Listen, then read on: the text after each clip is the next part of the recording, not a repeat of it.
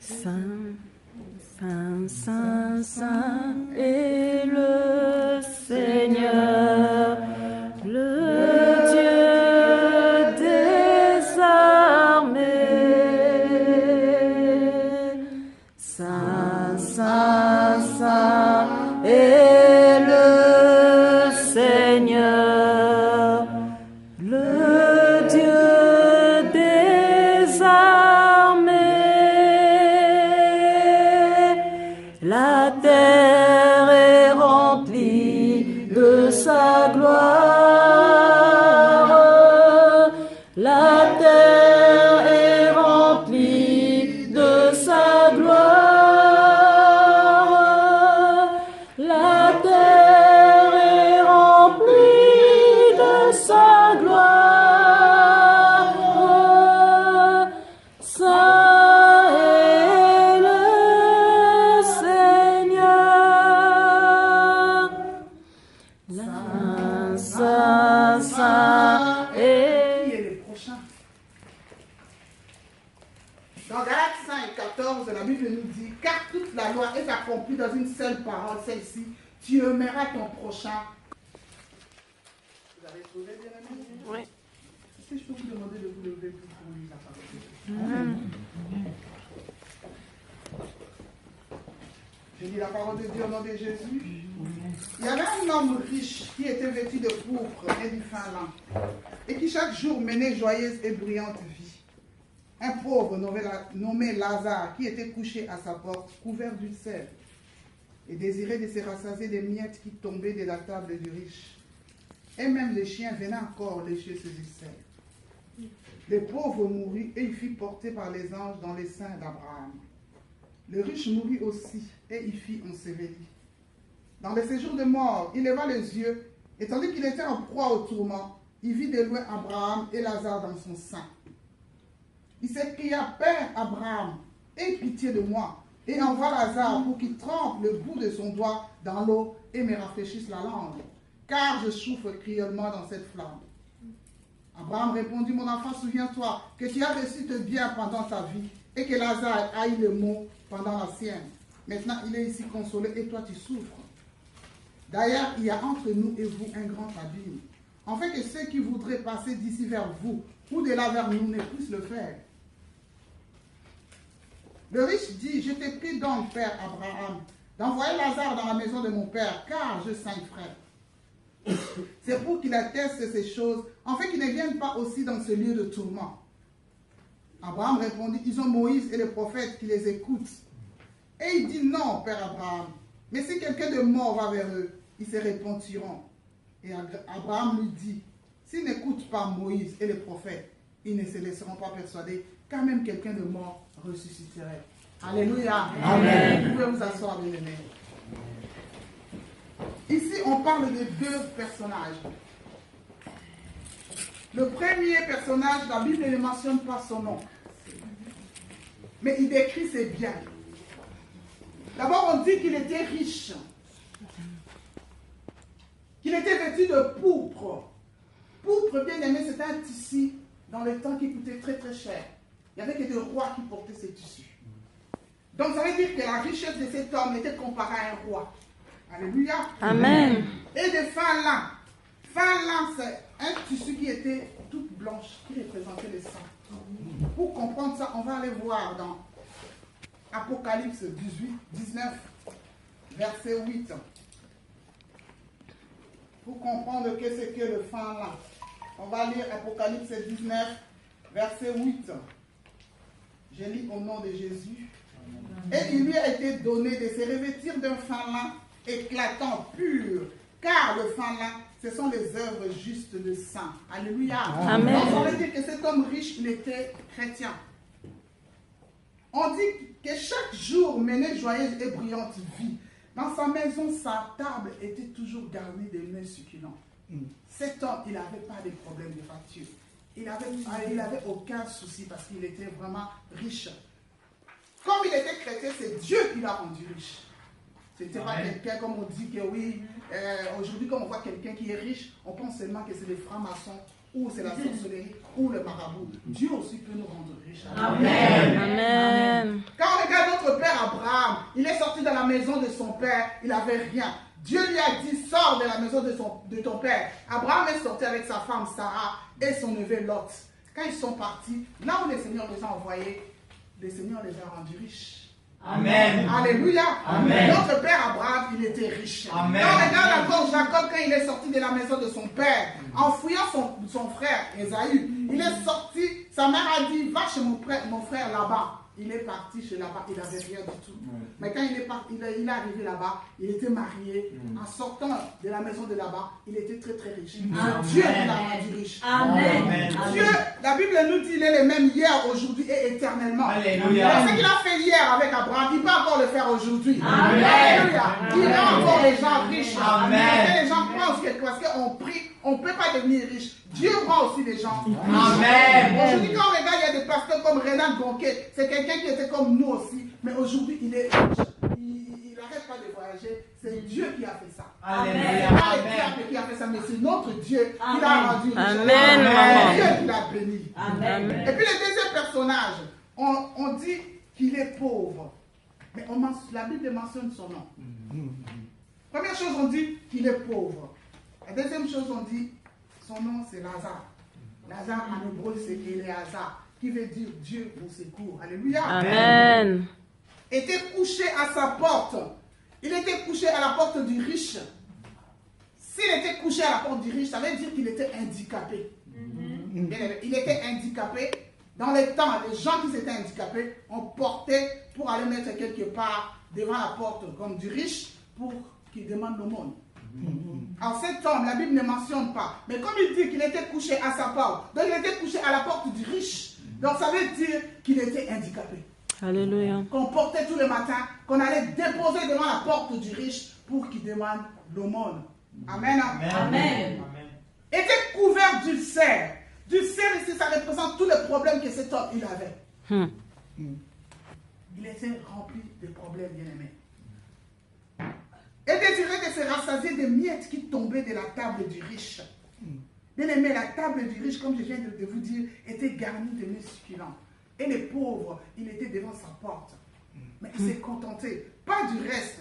Parce que si je mange la moitié de mon assiette et je donne à quelqu'un, ça veut dire que c'est un plat. Mais lui, il s'est contenté des miettes. Mais quand on coupe le pain, le morceau qui tombe, il calmait sa faim avec ça. Les pauvres.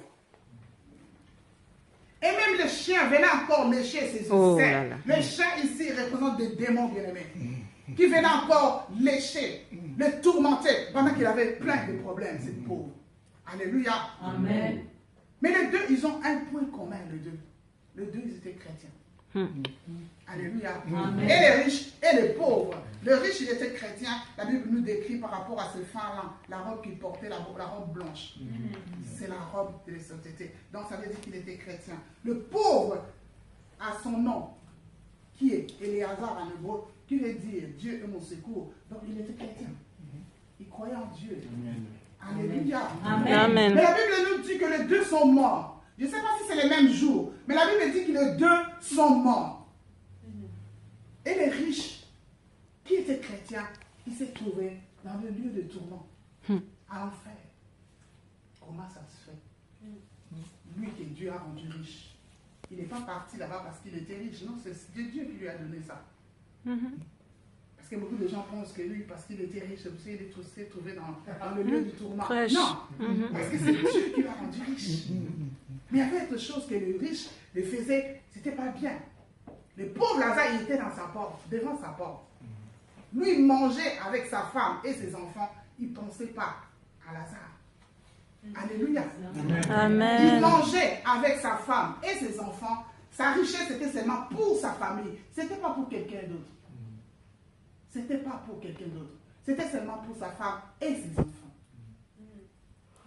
Lazare était devant sa porte. La Bible dit devant sa porte. Donc cet homme sortait, rentrait, il voyait Lazare. Il pouvait aussi l'inviter dans sa table. Mais cet homme, il n'invitait pas Lazare. Lazare s'est contenté, pas des restes bien-aimés, mais des miettes qui tombaient de la table du riche. C'était peu. C'était peu. Et cet homme riche, il s'est trouvé en enfer à cause de l'égoïsme. À cause de son égoïsme. Mais il était chrétien. Il connaissait le Seigneur. La Bible dit, dans le verset 25, Abraham lui répondit, mon enfant, souviens-toi que tu as reçu tes biens pendant ta vie. Donc c'est Dieu qui lui avait donné ça. Amen. Lui-même, il a dit, il a appelé Abraham Père Abraham. Il connaissait Abraham. Il était chrétien. Alléluia. Amen, amen. Comment ça se fait qu'il s'est retrouvé dans le lien du tourment, en enfer, comme un païen, comme quelqu'un qui ne connaissait pas le Seigneur? À cause de l'égoïsme. Mais je veux vous dire ce matin que nous tous, comme on est ici, on est riches. Amen. Amen. Alléluia. Amen. Nous tous, comme on est ici, on est riches aussi. Amen. On va aller voir ça dans 1 Corinthiens 1, verset 5. Alléluia. Amen. Car en lui, en Jésus-Christ, alléluia, Amen. vous avez été comblés de toutes les richesses qui concernent la parole et la connaissance. Amen. Alléluia. Amen. On est riches. Amen. Nous tous comme on est ici, on est riches à la porte. Il vient bientôt. Bien aimé, quand on voit tout ce qui se passe dans ce monde, Jésus-Christ est à la porte, bien aimé. On doit plus chercher, on doit chercher plus le royaume que toutes les choses d'ici. Toutes les richesses d'ici. Travailler, vraiment, on doit chercher plus le royaume. Le Seigneur nous a dit de chercher plus le royaume. En cherchant le royaume, on doit penser à remplir le royaume. Amen. Amen. Amen. Il est en train de faire son travail. Il est en train d'amener beaucoup à son camp. Il ne veut pas aller en faire seul. Amen. Et nous aussi, on ne veut pas aller aussi au royaume seul. Il faut qu'on amène beaucoup de gens. Amen. Quand on va à la gare ici à Bienne, il y a des jeunes qui sont des drogués, il y a des alcooliques. Bien aimé, parle. Même si la première fois, tu n'as pas écouté, parle. Continue à parler. Des dépressifs, il y en a plein, bien aimé. Quand on ouvre nos journaux, bien aimé, on trouve toujours des gens qui se jettent par la fenêtre, tout ça là. Le taux de suicide est vraiment augmenté. Bien aimé, c'est à nous de faire le travail. C'est à nous. Dieu il t'a touché pour t'utiliser. Amen. Il t'a touché, il t'a guéri pour que toi tu fasses quelque chose aussi pour ton prochain. Amen. Il ne t'a pas touché seulement pour que tu restes comme ça à la maison. Non, il t'a touché pour que toi aussi tu penses. Lui, il a pensé à toi, toi aussi tu penses à l'autre personne. Bien aimé, c'est ça l'amour du prochain. C'est ça qui est mon terme. Le devoir envers le prochain. C'est quoi notre devoir? Avec nos voisins, nos collègues, avec tous ces gens-là qu'on croise. Tous les jours, je prends mon temps, je croise un jeune qui est drogué. Je fais quoi? Je m'approche de lui pour lui parler. Tu ne sais pas qu'est-ce que Dieu a mis dans le corps de ces gars. C'est peut-être un grand pasteur. Parce que Dieu, il n'est pas venu pour les justes. Il est venu pour les malades. Il est venu pour les malades bien aimés. Les drogués là que tu croises tous les jours à la gare, c'est un grand pasteur. Amen. C'est peut-être un grand pasteur. Amen. Il n'est pas venu pour les justes bien aimés. Il est venu pour les gens bizarres. Ah, plus tu es bizarre, plus tu es de Dieu. Il est venu pour les gens bizarres. Amen. C'est peut-être un grand pasteur, c'est peut-être un grand prophète. Toi, tu les vois seulement comme ça, tu dis, mais c'est un drogué. Non. Jésus est venu pour ce genre de personnes. Parle à ces jeunes personnes. Amen. Invite-le au McDonald's. Oui. Mange, achète quelque chose pour lui. Peut-être qu'il crève de faim. Là, tu commences, c'est ta façon de l'amener en Christ. Tu lui payes quand même quelque chose. Il commence à manger, tu commences à lui parler. Il y a quelqu'un qui peut te donner la paix. Ce n'est pas la drogue qui donne la paix, mais Jésus peut te donner la paix. Tu commences à lui parler, tu profites de ça pour lui parler. Il faut toujours qu'on s'approche des gens qui sont malades, des dépressifs. Quand les gens ils sont à côté de nous, ils disent n'importe quoi. Il ne faut pas regarder sa façon d'être aujourd'hui. Pense que non, c'est peut-être une servante de Dieu demain. Amen. C'est peut-être une servante de Dieu. Ah, yes, yes. Ouais. Alléluia. Amen. On doit évangéliser. On doit aller parler de Dieu partout. Quand le Lazare, le riche, il a dit à Abraham qu'il envoie Lazare pour ses 5 frères. Abraham a dit non, ils ont des prophètes. Ils ont Moïse. Ils ont des gens. Il n'a qu'à écouter ces gens. Comme aujourd'hui, il y a des pasteurs. Il y a des prophètes. Il y a des apôtres. Le Seigneur nous dit d'écouter ces gens. Amen. D'écouter ces gens. D'écouter. Parce qu'aujourd'hui, on commence à dire seulement qu'il y a des faux, il y a des faux. Avant qu'il y ait un faux, il y a un vrai bien-aimé. Alléluia. Amen. On met tous les pasteurs dans la même sac, on met tous les prophètes dans la même sac, tout est faux maintenant. Mais avant que les Chinois Amen. imitent le sac Louis Vuitton, Vraiment. C'est ça. Alléluia. Louis Vuitton a d'abord fait le vrai. Après le Chinois a vu le vrai, Il a copié. Oui. Donc avant qu'il y ait un faux, il y a un vrai. Alléluia.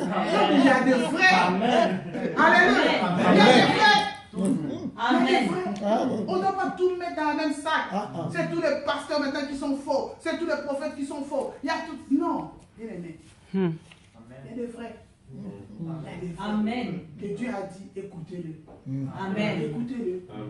Toi-même, tu dois demander l'esprit de discernement pour comprendre le faux et le vrai. Mais c'est Dieu ça. nous donne. Dieu nous donne cet esprit-là. Amen. Il nous donne la sagesse de comprendre qui est vrai et qui est faux. Amen. Mais je peux vous dire qu'il n'y a pas seulement des faux. Alléluia. Il y a des faux, il faut qu'il y ait un vrai. Amen. Alléluia. Amen. On imite quelque chose, il faut qu'on voit gens. Il n'a qu'à écouter ce genre. Comme aujourd'hui, il y a des pasteurs, il y a des prophètes, il y a des apôtres. Le Seigneur nous dit d'écouter ces gens. Amen. D'écouter ces gens. D'écouter. Parce qu'aujourd'hui, on commence à dire seulement qu'il y a des faux, il y a des faux. Avant qu'il y ait un faux, il y a un vrai bien-aimé. Alléluia. Amen. On met tous les pasteurs dans la même sac, on met tous les prophètes dans la même sac, tout est faux maintenant. Mais avant que les Chinois Amen. imitent le sac Louis Vuitton, Vraiment. C'est ça. Alléluia. Louis Vuitton a d'abord fait le vrai. Après le Chinois a vu le vrai, Il a copié. Oui. Donc avant qu'il y ait un faux, il y a un vrai. Alléluia. Il y a des vrais. Alléluia. Il y a des vrais. Amen. On ne doit pas tout mettre dans le même sac. C'est tous les pasteurs maintenant qui sont faux. C'est tous les prophètes qui sont faux. Il y a tout. Non. Bien aimé. Il y a des vrais. Il y a des vrais. Amen. Que Dieu a dit, écoutez-le. Amen. Écoutez-le. Toi-même, tu dois demander l'esprit de discernement pour comprendre le faux et le vrai. Mais c'est Dieu ça. nous donne. Dieu nous donne cet esprit-là. Amen. Il nous donne la sagesse de comprendre qui est vrai et qui est faux. Amen. Mais je peux vous dire qu'il n'y a pas seulement des faux. Alléluia. Il y a des faux, il faut qu'il y ait un vrai. Amen. Alléluia. Amen. On imite quelque chose, il faut qu'on voit un vrai. Amen. Alléluia. Amen. Ah. Donc, Abraham lui a dit,